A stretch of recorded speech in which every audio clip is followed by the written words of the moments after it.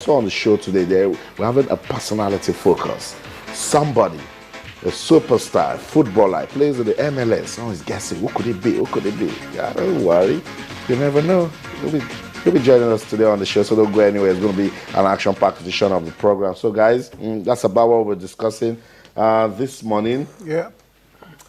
You know, when I look at how well Yaya has done with his career, Cote d'Ivoire at the club level, I'm saying, I think he has a point saying he's pretty disappointed that it turned out the way it did. I think it does. Even though I'm confused myself as to, you know, the criteria always bothers me. I thought I understood. At some point, I thought I did. It was an AFCON year. He won, and if you look at the fact that he plays for a bigger club, Aubameyang played impressively for Dortmund. They didn't win anything. Manchester City didn't win anything as well. But you'll be tempted to say Manchester City is bigger. And icing on the cake, a tournament that was hosted by Africa. He was instrumental to winning. But of course, just like Tayo said yesterday, all of these things are just sentiments. Coaches and captains did vote, and so you can't question a man's choice. I mean, what I like, Tayo may not like. What Tayo likes, I may not like.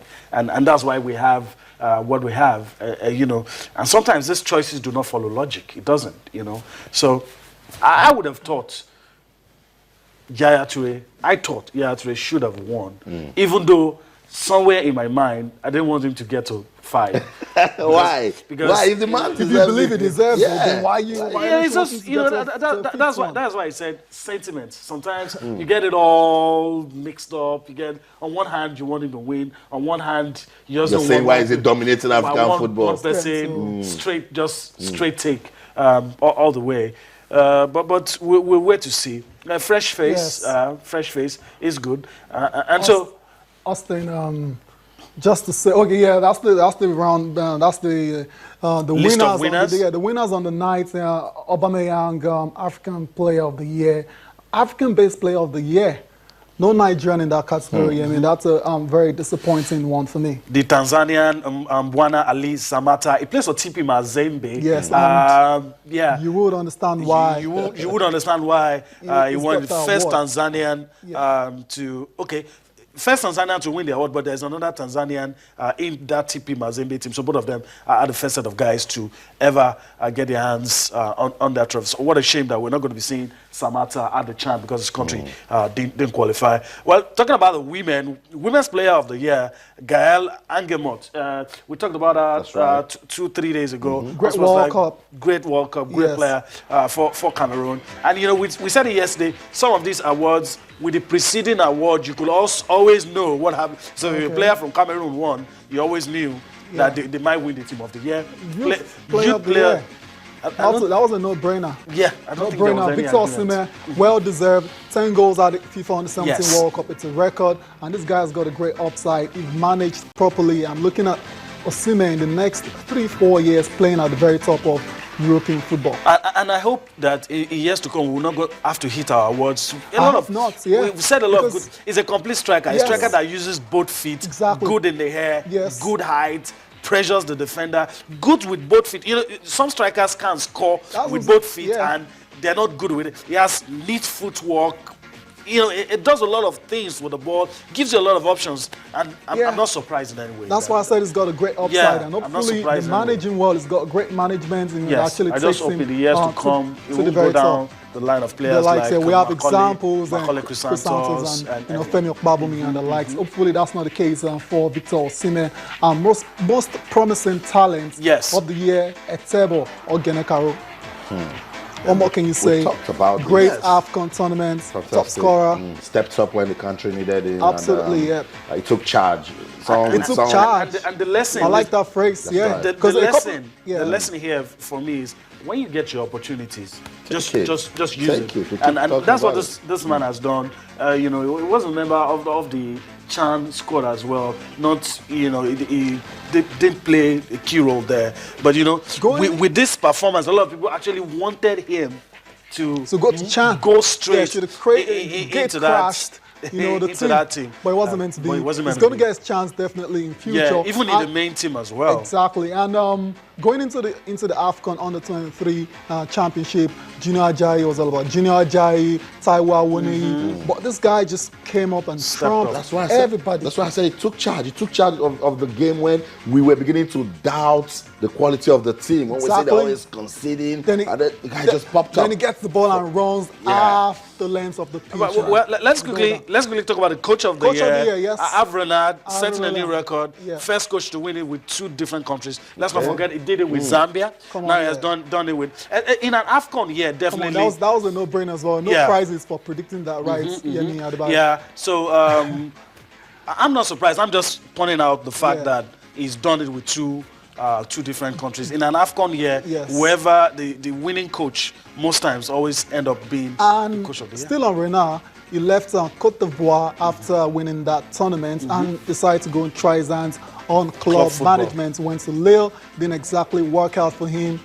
After 13 games, he was sacked. Now he's back on the market. I just want to go back into a quote that was attributed to the NFF president in terms of getting a heavyweight coach. I hear he was in the building yesterday. Perhaps that was an opportunity for him to get talking to Hervé Renard. It's a great coach in terms of, come on, it's proved it. Won it with Zambia and won it with Referee of the year. Incredible. BAKARY Papa GASSAMA. I remember when he was in the country for a particular game. National team of the year. This was the first result that came in last night. And he was like, okay, if you've given Cote d'Ivoire, then that's where Renard straight up, and it went that way. And women's national team of the year, we said it's Cameroon. No club of the year, no doubt. We also spoke about it. TP Mazembe, a true model of success for club football in Africa. Leader of the year. Okay, and there's also the Fair Play Award. African legend. This one I wanted us to talk about. Beautiful that CAF brought up this category to those that have actually done good things for football in Africa. They've been doing it for a while, and they keep throwing up some of these legends of the game. Africa's finest 11. No Nigerian at all. Well, no surprises, Yemi. We have guys. We have guys that substitute. Yeah, you've got guys on the bench. Come on. And I think the guys that make up the top 11 are guys that have been nominated one way or the other. Yeah. So you have that's Andrea Yu right there. Andrea Yu, Yaya Toure, Sadio Mane, Yassine Brahimi, all in the midfield. I don't know if one team can have the 4 of them playing at the same time. For the forwards, you have Samata, the Tanzanian, Pierre-Emerick Aubameyang, and obvious choice. Baghdadi, the guy from North Africa. So Africa's finest 11, the substitutes. You have 2 Nigerians there. Azuke, 3. Azuke, 3 Nigerians, yes. Chiku, Kelechi Nwakali, and Victor Osimhen. Yes. All of these players already got nominations, and that you will understand the rationale behind the African 11 and the substitute as well. Yeah, just one name missing for me. I believe I should have been there. I don't know why they've not chosen him.